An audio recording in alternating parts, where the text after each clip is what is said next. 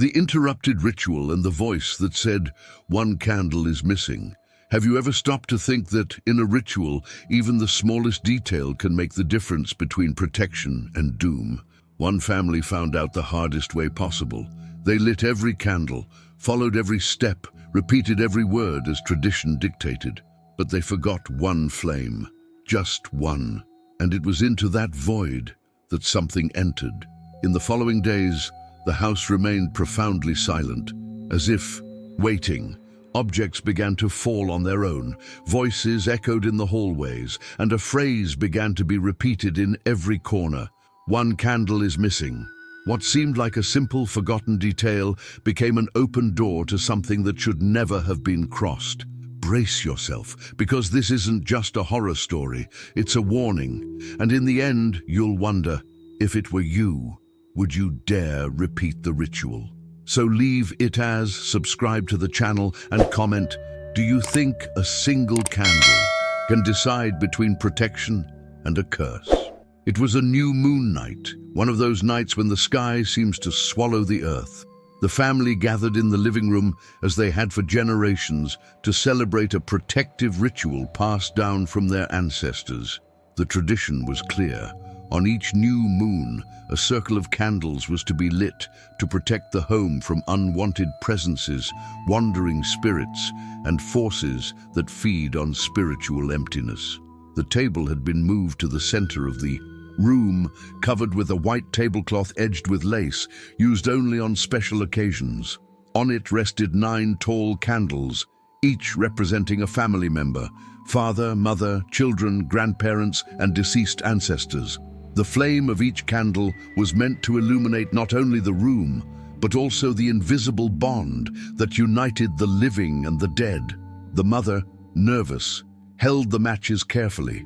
The father repeated the words of the ritual in a low voice, as his grandmother had taught him as a child. The children watched in silence, fascinated by the solemnity of the scene. The air smelled of wax, old wood, and anticipation.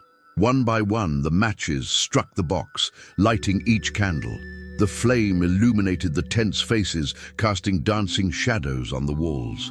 The circle seemed complete. The energy in the air pulsed like an invisible heart. But in the rush of preparations, one detail was overlooked.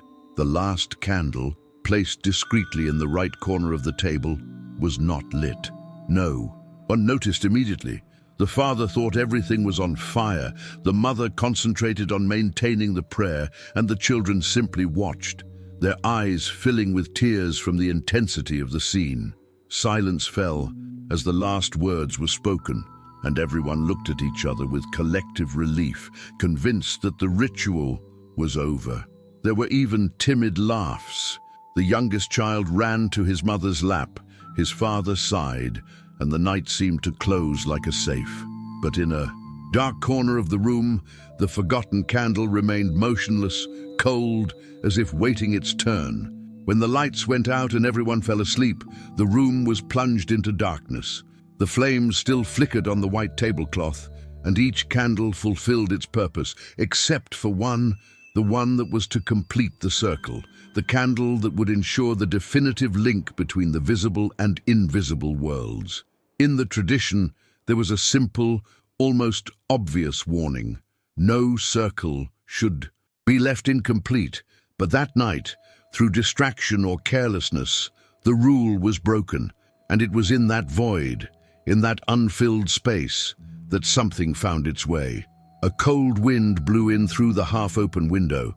Even though there was no breeze outside, the flames of the lit candles flickered, as if acknowledging the absence of their last companion, and the unlit, forgotten candle seemed to watch silently. The family fell asleep peacefully, unaware that an invisible invitation had been left open in the heart of the home. That first night, everyone went to bed convinced that the ritual was complete. The mother tucked the children into their rooms. The father closed the windows, and, with the peace of mind that only ancient customs provide, everyone believed the house was surrounded by an invisible wall of protection. But it didn't take long to realize something was different. A subtle, almost imperceptible detail floating in the air: the silence. It wasn't the usual silence of country nights where only crickets and the wind chime.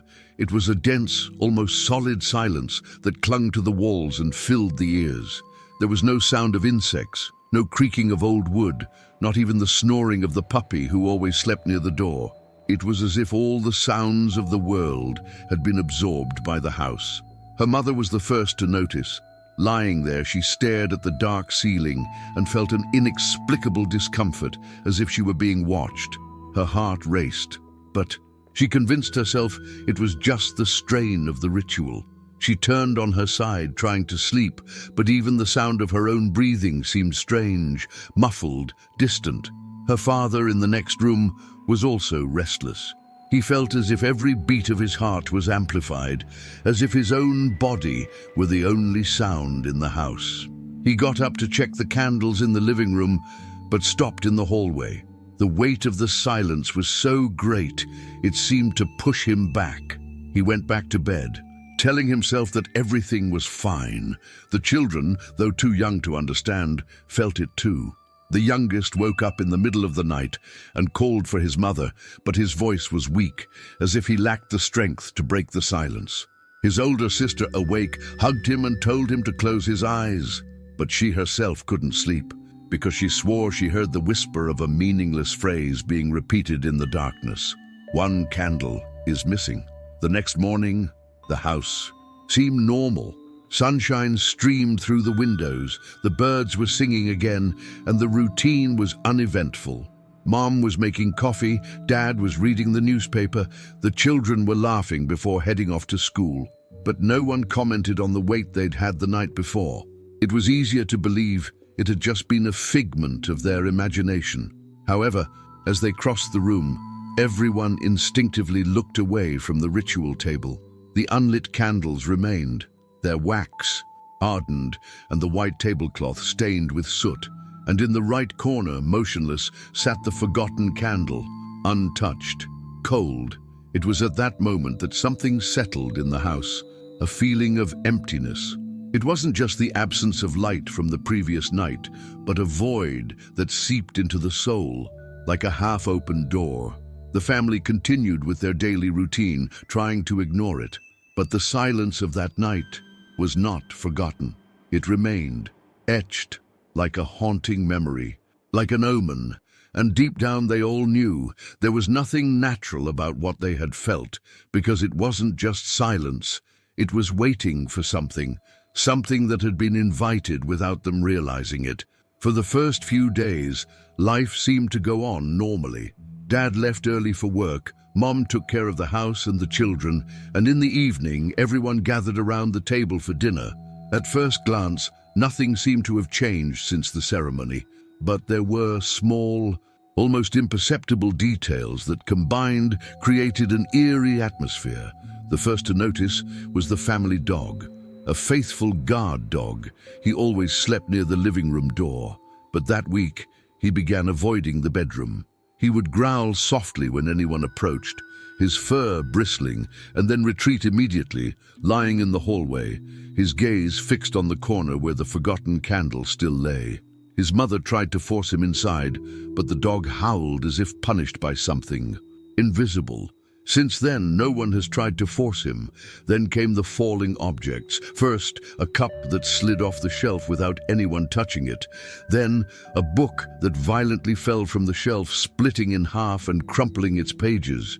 The father blamed the old wood and the rickety furniture, but the children exchanged frightened glances. Always, after each fall, the atmosphere in the room seemed to freeze for a few seconds, as if someone were there, watching them. It was one ordinary afternoon that her mother experienced an event she would never forget. She was folding clothes when, without realizing it, she murmured under her breath, "One candle is missing." The phrase escaped her mouth as if it didn't belong to her. She took off her clothes, brought her hands to her mouth, and felt her heart race. She didn't know why she'd said it. She hadn't thought about it. She didn't want to think about it. But the words came out on their own, heavy, as if whispered in her ear. That same night, it was the eldest daughter's turn. While doing her homework, she absent-mindedly scribbled the phrase in her notebook. She only realized it when her horrified mother snatched the notebook from the table. The words, "One candle is missing."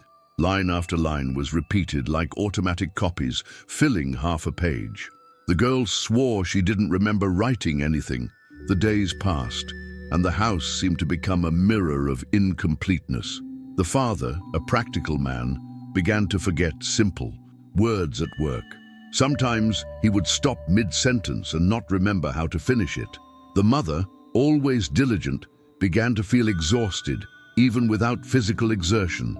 The children, once cheerful, argued over trivial matters, as if something invisible were fueling the discord. Each of us, in our own way, felt something was missing, a void in the air, a weight on our soul, a whisper in the back of our mind.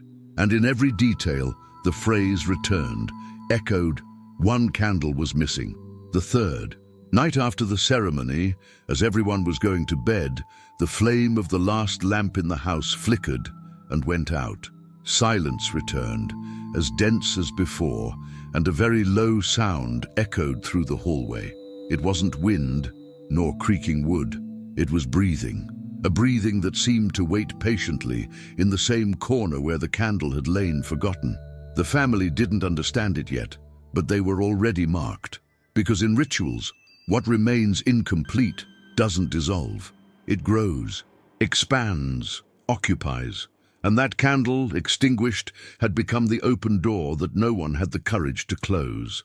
As the days passed, the void left by the forgotten candle began to seep into every detail of the family's life.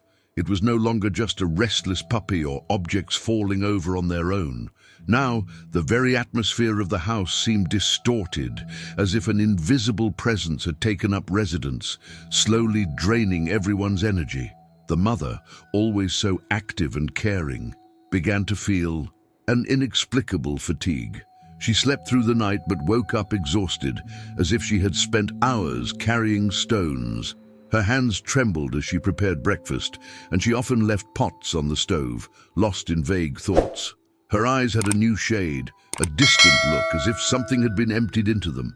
The father, a resourceful man, noticed that his memory was failing him. Simple words escaped his mouth, as if swallowed by the heavy silence surrounding the house. At work, he made mistakes on reports, forgot appointments, and for the first time in years, his boss reprimanded him. At night, he sat in the living room in front of the circle of unlit candles and stared at the corner where the last candle remained untouched, cold. Sometimes he muttered to himself, "There's something missing." The children, once full of life, became irritable. The youngest cried for no reason and woke up in the middle of the night, claiming someone was calling him. The oldest daughter, who had previously excelled in school, began to lose focus and write repetitive phrases in her notebooks. "One candle missing, one candle missing." When confronted, she said she didn't remember writing it. Even the house seemed to reflect the absence. The scent of fresh flowers never lingered. It quickly turned into a nauseating, musty odor. Food spoiled unusually quickly, and the water left in glasses had tiny stains, as if contaminated. It was as if everything around them was incomplete, half-cut, unfinished.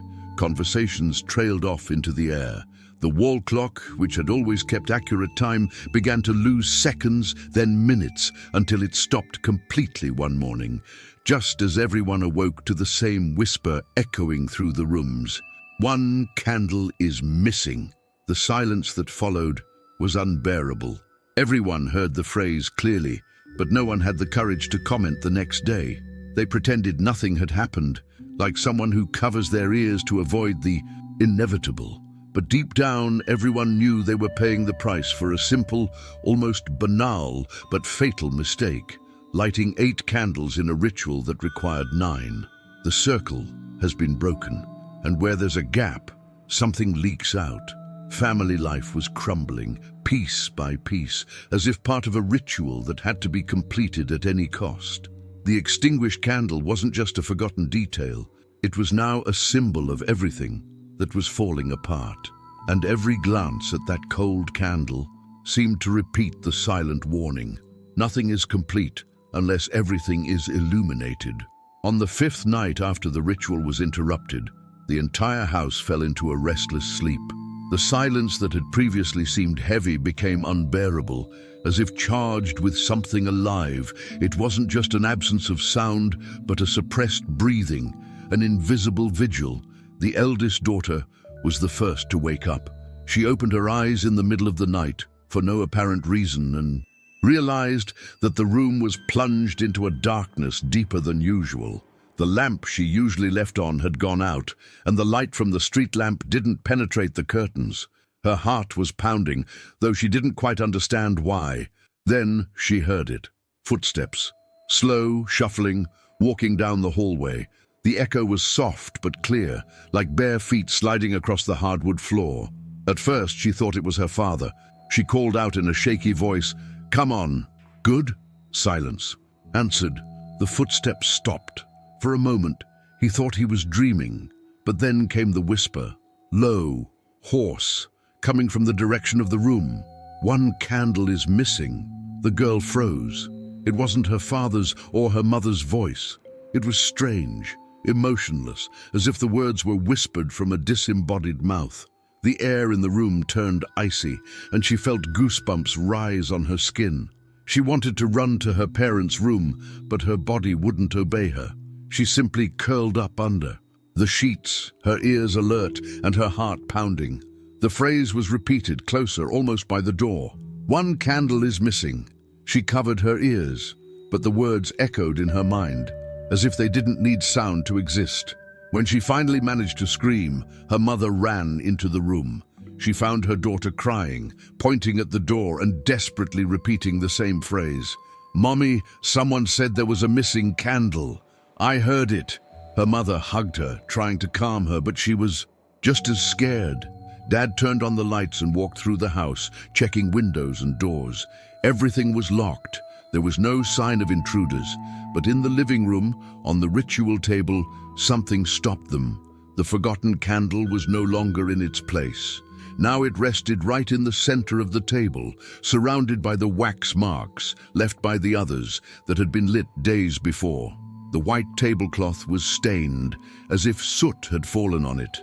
The father, trying to remain calm, returned the candle to its original corner, convinced that one of the children had moved it, but none of them admitted it. That morning, no one slept again. The daughter cried, the father remained alert, and the mother prayed silently, her trembling hands clutching an antique rosary she had inherited from her grandmother. But the most disturbing thing wasn't the repositioning of the candle or the daughter's repeated words. What terrified them most was the silence that followed. It wasn't just emptiness. It was the feeling that something had responded, something that had heard the ritual, noticed its absence, and now wanted to make it clear that it was still there, and that he wouldn't leave until the circle was closed. The morning after the night of the whispers, the atmosphere in the house was dense and suffocating. The family avoided talking about what had happened, but everyone knew something had changed. The unlit candle, mysteriously moved to the center of the table, seemed to be the center of everything. The stubborn father insisted there had to be a logical explanation, but it was he himself who felt the greatest need to find proof that it was nothing more than imagination. And that's how he noticed himself in the living room mirror. It was an antique mirror with a time-worn gilt frame that had belonged to her great-grandmother. It hung on the wall directly opposite the ritual table. For years it had been a simple decorative detail, reflecting dinner parties, birthdays, and the smiles of passers-by.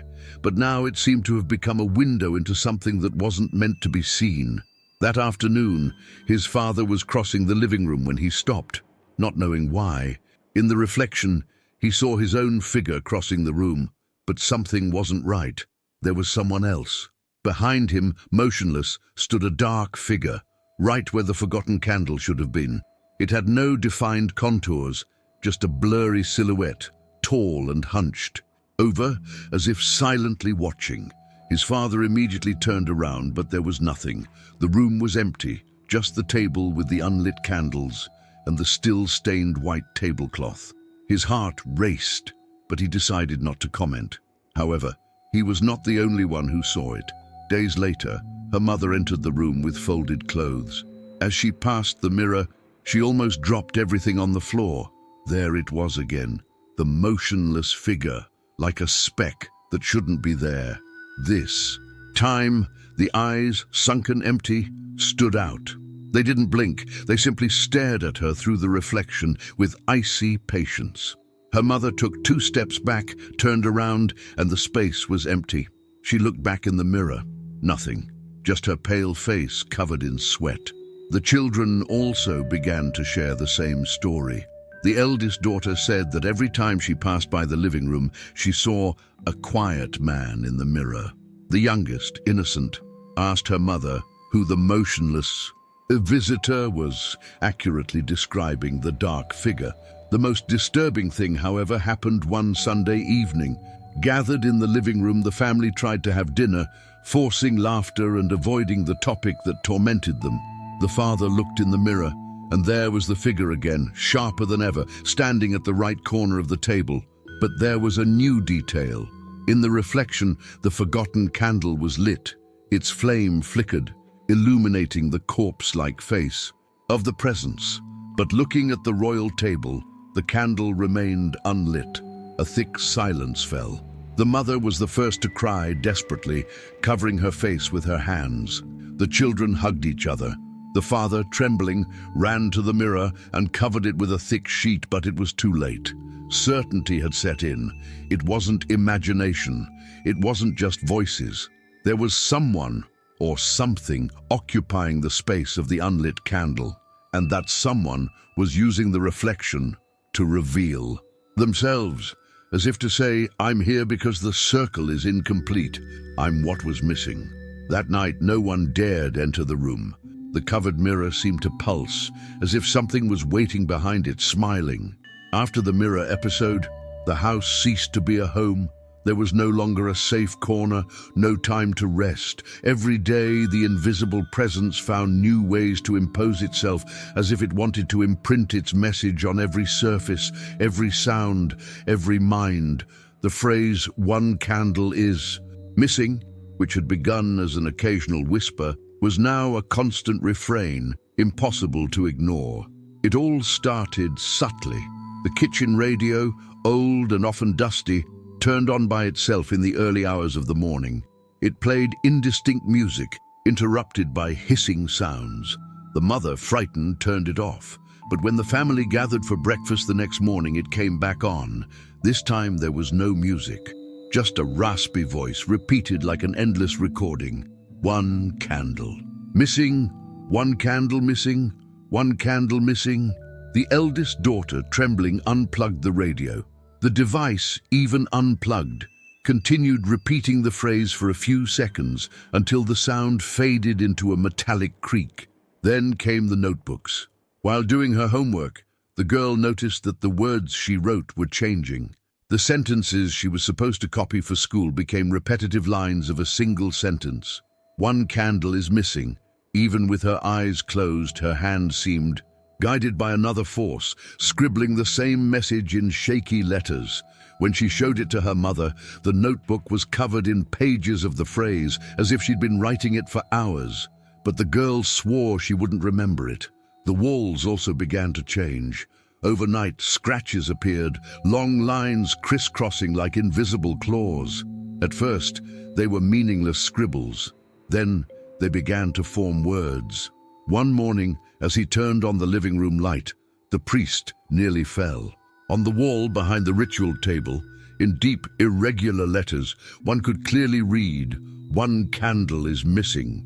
The most disturbing thing was that the scratches seemed to be made from within the wall itself, as if something was trying to break through it. Even their dreams were tainted. The mother dreamed of the lit candle, burning slowly but not going out. The father saw himself pacing in circles around the table, trying to complete the ritual, but always with empty hands, unable to hold the match. The children cried at night, waking repeatedly and repeating in unison, "Still sleepy, one candle is missing." Time inside the house seemed to be distorted. The days passed slowly, the hours dragged on like centuries, and routine was gradually replaced by obsession. No one talked about work, school, or household chores. Everything revolved around that phrase, that mistake. Life seemed to have become an extension of the failed ritual.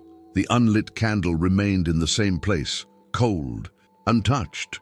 No one dared to light it, fearing it would unleash something worse, but they also didn't have the courage to throw it away, for they felt it would open the door to the presence once and for all. And every day the entity seemed stronger, more present, bolder. It was no longer content to appear in reflections or whispers. Now it wanted to mark the entire house with the reminder that a single mistake had opened the door. The incomplete circle was no longer just a mistake. It had become a sentence, and the warning was repeated with cruel insistence. One candle is missing. By the 8th night after the ritual, the tension in the house had reached its peak. Everyone bore invisible scars. The mother had dark circles under her eyes. The father could barely maintain his sanity at work, and the children no longer smiled. The phrase, "One candle is missing," it was everywhere, written in notebooks, etched on walls, echoing in dreams. But that night, the entity decided it no longer needed hints. It was almost midnight when a loud bang woke everyone up. The sound was so loud it seemed to come from inside the house, as if the roof had collapsed. Bravely, the father ran into the living room. The mother, terrified, took her children by the hand and followed. Upon entering, the scene paralyzed them. The table where they had performed the ritual was overturned, with broken candles scattered on the floor and the white tablecloth torn. In the center of the imperfect circle, something rose, a dark, compact form, as if molded by its own shadow. It was no longer a diffuse figure as before, reflected in mirrors. Now it had weight, density, volume. Its silhouette was tall and arched, like that of someone silently observing. It had no defined face, but two deep eyes, deep as bottomless wells. And from the center of its presence emanated an unbearable cold, which made everyone instinctively retreat. The entity didn't move, but the air around it flickered like inverted heat, a flash of reality. The father tried to speak, but his voice wouldn't come out. The mother hugged the children to her chest, feeling her body tremble. Then came the sound. It wasn't a shout, nor a clear voice. It was a murmur that seemed to resonate in each person's chest, vibrating in their bones. "One candle is missing." The children began to cry. The mother sobbed, and the father, desperate, tried to chase away the presence, shouting prayers he could barely remember. But each word was absorbed by the dense silence, as if it were useless to speak in the face of such power.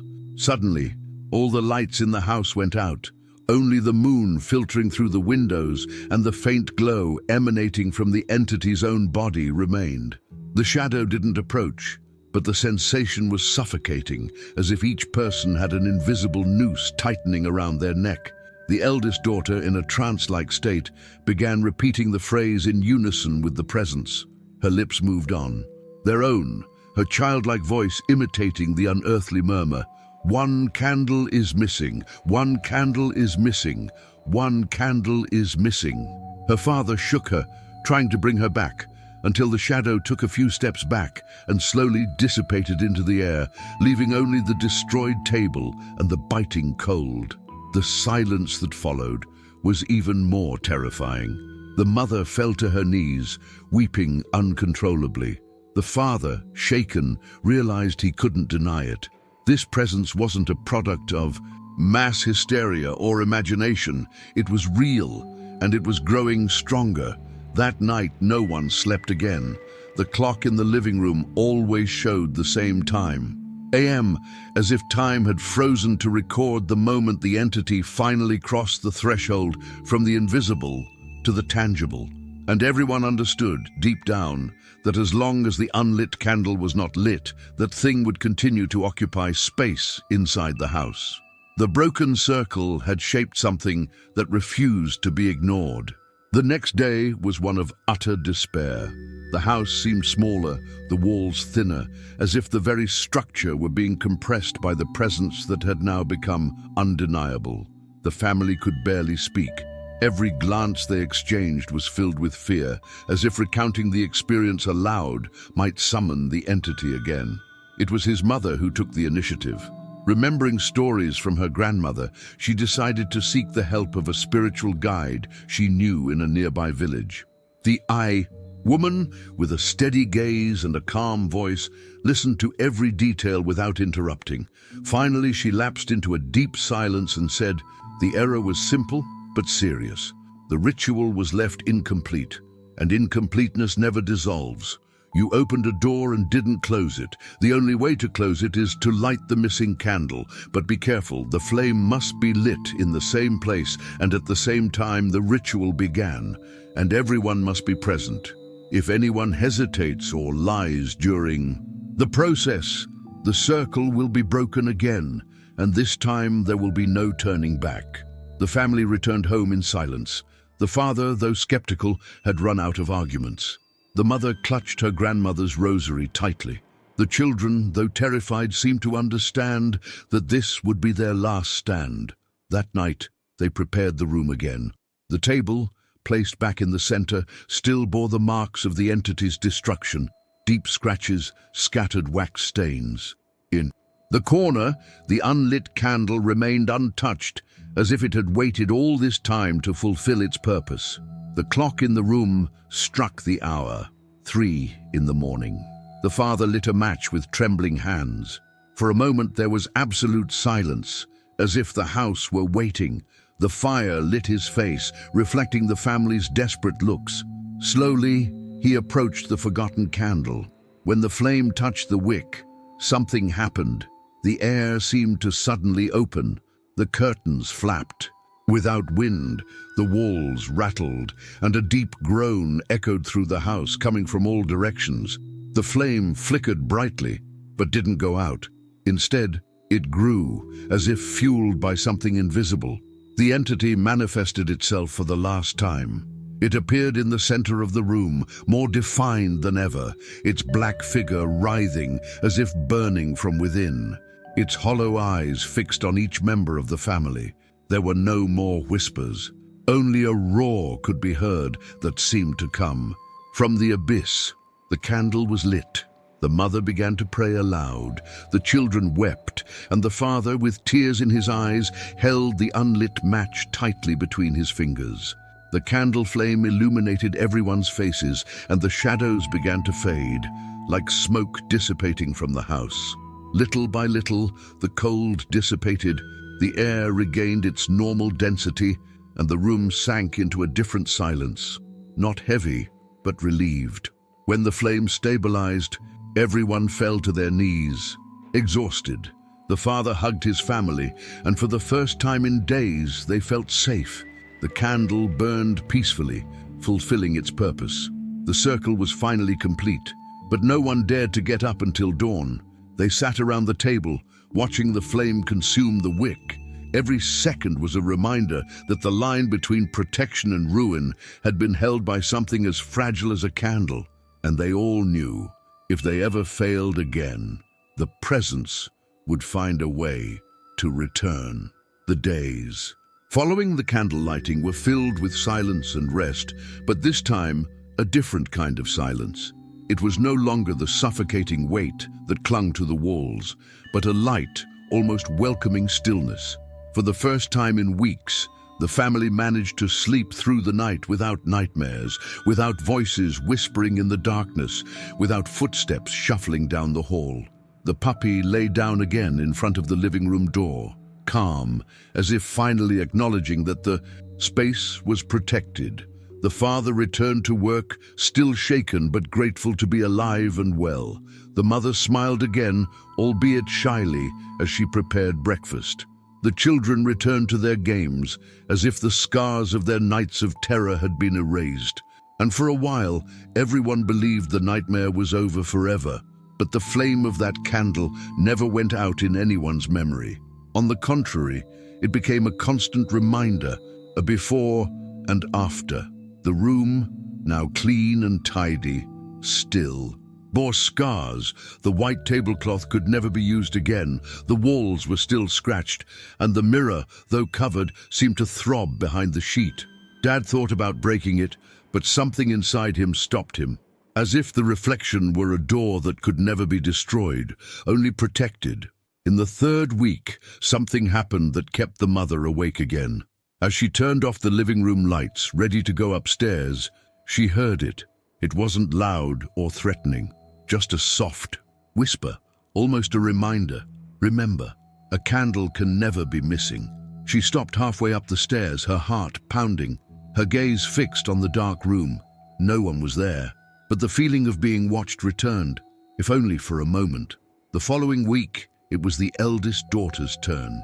While distractedly doing her homework, she began scribbling in her notebook again. They weren't endless sentences like before, but a single line, firm and clear. One candle is missing. When her mother asked her, the girl swore she didn't remember writing it. His father didn't escape either. One morning, he woke up on the couch with the television on and no signal. And for a brief moment, amid the hissing, he swore he heard the same phrase echoing over the airwaves. One candle is missing. The family then understood that the ritual had been closed, but never forgotten. The entity had been banished, yes, but the scar of its presence would remain forever in that house, as if the final flame had sealed not only the circle, but also an invisible connection, an eternal reminder that the slightest flaw can usher in forces that should never be summoned. Since then, at every new moon, the family repeats the ritual with obsessive precision. No candle is forgotten, no flame goes out. Everyone remains hand in hand, in absolute silence, until the circle is complete. And yet sometimes when the last candle is lit, they swear they hear, from the back of the room, a sigh of relief, or perhaps of anticipation, because the visitor born of incompleteness hasn't completely disappeared. He's just waiting. He's waiting for the next mistake, the next forgotten candle. And whoever listens carefully in the corridors of the house can still hear the soft echo of a distant voice full of grim patience. A candle can never be missing. End. Or simply a reminder that in the spiritual world details are always doors, and all it takes is one slip for them to open again.